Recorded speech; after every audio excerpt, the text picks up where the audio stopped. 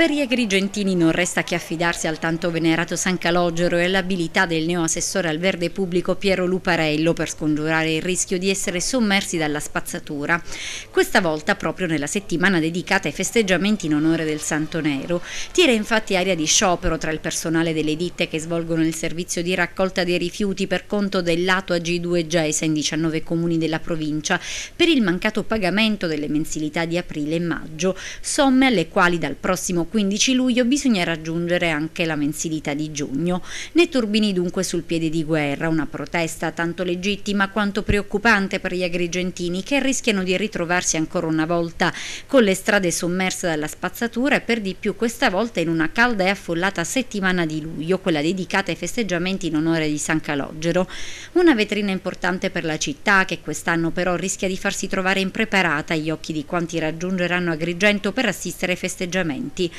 Prima gatta da pelare dunque per l'assessore all'ambiente Piero Luparello, fresco di delega, ma già alle prese con le emergenze agrigentine. L'associazione temporanea di imprese che gestisce il servizio fa sapere infatti di trovarsi in grosse difficoltà economiche a causa dei crediti vantati nei confronti di Gesa, crediti che ammonterebbero ad alcuni milioni di euro. Dal canto suo il liquidatore di Gesa, Teresa Restivo, nel rassicurare i lavoratori dicendo di voler provvedere al pagamento di almeno una mensilità alle imprese, non manca di precisare le enormi difficoltà dettate dal fatto che all'appello mancano circa 200.000 euro, somma, conclude la Restivo, che la Regione ha promesso ma che non ha ancora provveduto ad erogare.